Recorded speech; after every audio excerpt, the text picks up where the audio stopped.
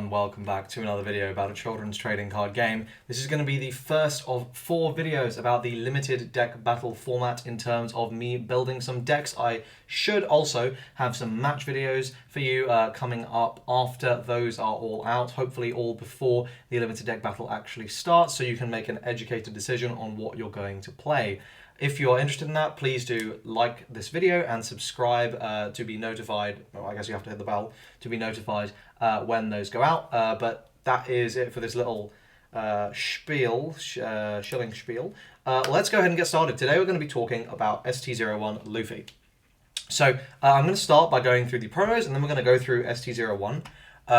And basically using that, we're going to figure out exactly what we're playing. Now, in terms of the promos that you're allowed to use, you can see that this is the whole list of the ones that are currently out in Japanese, but for our purposes we have 2 available. We have this 6-drop 7k Luffy, and we also have I Can Smell the Adventure. So we'll start with I Can Smell the Adventure. This is shuffle your hand into your deck, then draw a card for each card shuffled this way. Honestly, if this said +1, I would probably be pretty hot on this card. I think getting a mulligan and not actually negging yourself in card advantage would be really nice. The problem is, especially in a limited deck format, card advantage is going to be really important. And yeah, okay, you might unbrick, but do you really want to be going -1? I mean, personally, I wouldn't want to be doing that. So I'm going to say you probably don't want to play this. We've decided we're not going to be playing I Can Smell the Adventure.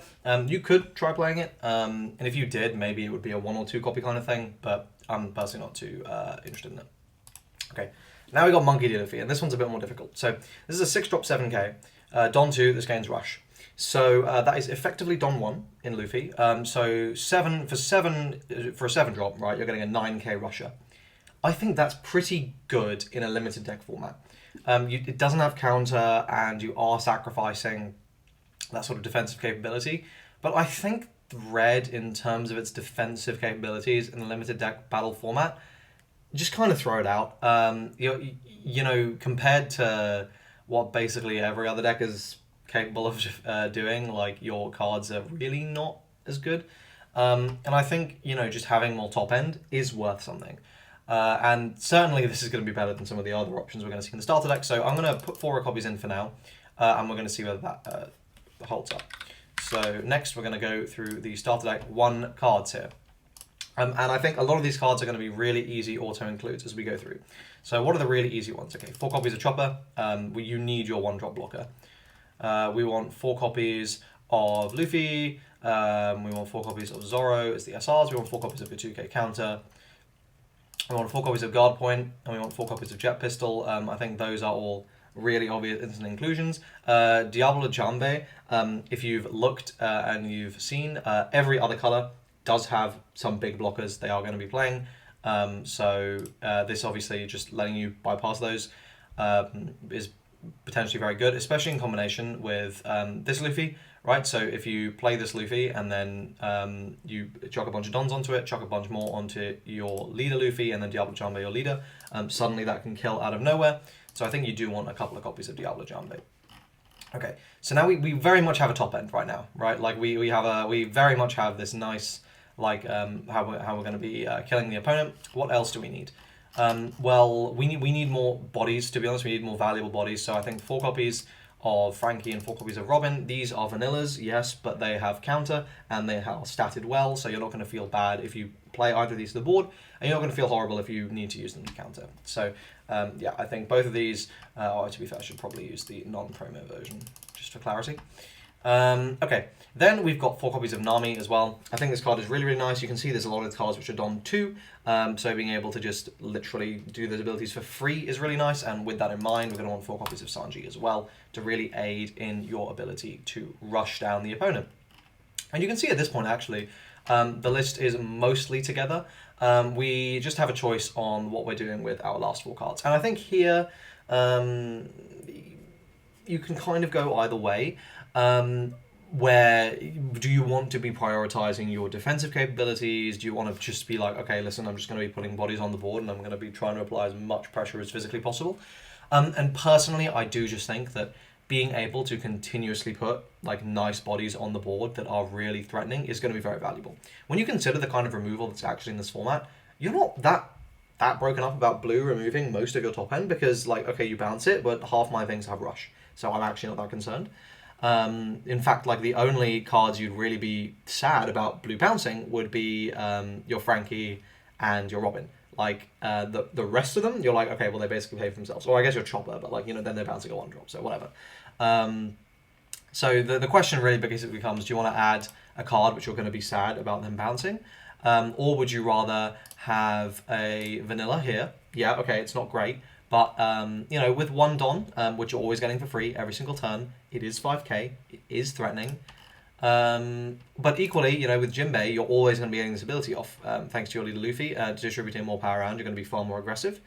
So I think it's a bit of a tough one. I certainly would not recommend playing Karaway. This is worthless. Like absolutely not worth the time of day. Usopp. So this is another out to blocker of 5,000 and higher power characters. Actually, most of them outside of the chump blockers that everyone's playing. But you have to commit a large amount of dons. Even when you consider the fact that, you know, between like a Luffy and a Nami, like you're getting 2 for free, you're still only swinging for 4k. So you don't really care about, right? Like you're going to have to put 3 more, right? Like at 5 dons, Usopp is actually potentially threatening, where it's going to force at least 2 cards out of your opponent's hand, and it's bypassing those big blockers. But again, it's countered by the chump blockers, which everyone is playing. The triggers, I mean, you know, not... Yeah, okay, cool, you get a free card, sure. But, you know, it's not a great one. So, I mean, honestly, between Usopp and Vivi, I would be tempted to play Vivi just because you can potentially actually, you know, do some board clearing with Vivi. So, I don't know, it's quite tough. The other option is to dial back this promo Luffy to maybe 2 copies, chuck in 3 copies of Jinbei or something, and then 3 copies of Vivi. If you really want to just like, if you absolutely have like a decision paralysis and you literally cannot make your mind up, I would say do some playtesting and figure out what ratios you want to go with. Overall, I'm going to say I don't think missing out on a couple of these extra counters is really going to make a massive difference when you actually look, because when you sit back and objectively look at the list, like it's so defensively weak anyway compared to all the other ones. Like you really, what's your goal, right? Your goal is to me go face, me smash face, and you have these very powerful tools to aid with that in Jet Pistol, in Diablo Jambe, in your cards that avoid, you know, blockers. Right, like the goal is to just get nice big board and smash face and really make your opponent hate their life. So that is going to be my list. I think this is what I would recommend. I will absolutely say if you are someone who wants to play more defensive options, you can cut Jinbei and put in Vivi, or you could cut Jinbei and put in Usopp, or you could cut some number of Luffys and Jinbei to just play more of those. I would say though, like top end is going to be really, really nice in this format, like just having big threats that your opponent's going to be scared about. Like, because here, right, like you have increased your number of rush threats that are like, like Sanji requires, so basically you had Sanji, Zoro, and Luffy, so you've increased like your number of threats by a third, right, like of cards that are just going to come down. That's a big increase. Now that's 16 cards in your deck, which is just like, okay, if I get one of these, I get to play it and I get to hit you. And you can play them all on curve, right? Like on turn 2, you can play Sanji and get his rush effect off. On turn 3, you could play like Zoro. On turn 4, you could play like Luffy and be like throwing dons around and everything. And like suddenly your board is just like really, really scary. And like, well, you know, necessarily what is your opponent going to be doing because they're subject to summoning sickness. So I think this list is honestly probably going to perform quite well. I think, you know, a lot of us, you know, my opinion with Red was always like, listen, I don't think it's like, it's the one with the most range, right? So like the bottom end of Red is like down here, right? Like where you, is down here, where you literally like lose almost immediately, like you have nothing. The top end is eclipsing everything else. So, you know, honestly, I think it's just, if you are happy to kind of let R and Jesus decide your fate, I would say go with it. I think Red is going to do very well for you. In terms of its matchups, I personally, in my experience, it absolutely destroys purple in this limited deck battle format. A lot of people have I've seen on the Facebook group have had have disagreed with that assessment. Maybe, to be fair, I did test that quite a while ago, so I don't know, maybe people have just gotten a lot better, and I was just very bad back then. It's a possibility, I'll certainly admit that.